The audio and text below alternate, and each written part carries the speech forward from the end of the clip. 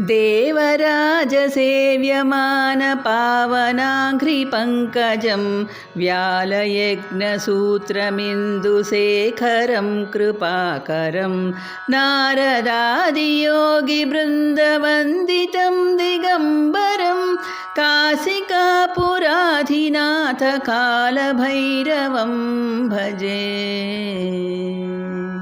भानुकोटिभास्वरं भवाब्धितारकं परं नीलकण्ठमीप्सितार्थदायकं त्रिलोचनं कालकालमम्बुजाक्षमक्षशूलमक्षरं काशिकापुराधिनाथकालभैरवं भजे।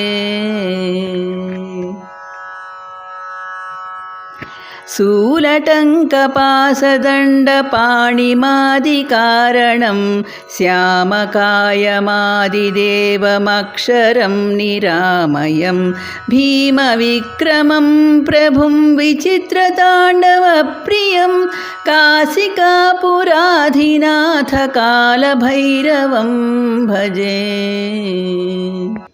भुक्तिमुक्तिदायकं प्रशस्तचारुविग्रहं भक्तवत्सलं स्थिरं समस्तलोकविग्रहं निक्वणन्मनोज्ञहेमकिङ्किणीलसत्कटिं काशिकापुराधिनाथकालभैरवं भजे।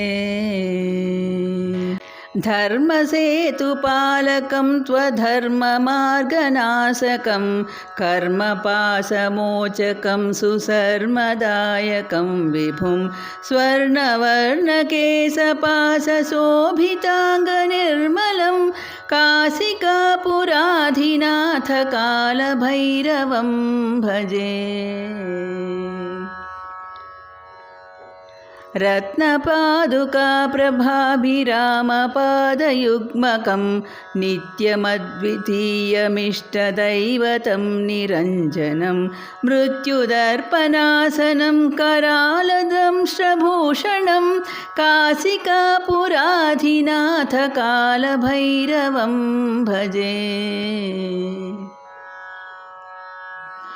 अट्टहासभिन्नपद्मजाण्डकोशसन्ततिं दृष्टिपातनष्टपापजालमुग्रशासनम् अष्टसिद्धिदायकं कपालिमालिकाधरं काशिकापुराधिनाथकालभैरवं भजे। भूतसङ्घनायकं विशालकीर्तिदायकं काशीवासिलोकपुण्यपापशोधकं विभुं नीतिमार्गकोविदं पुरातनं जगत्पतिं काशिकापुराधिनाथकालभैरवं भजे।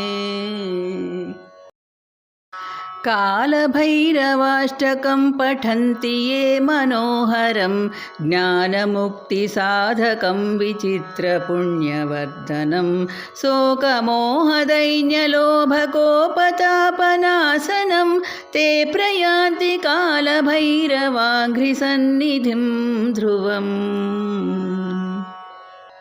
श्रीमत्शङ्कराचार्यविरचितं कालभैरवाष्टकम्।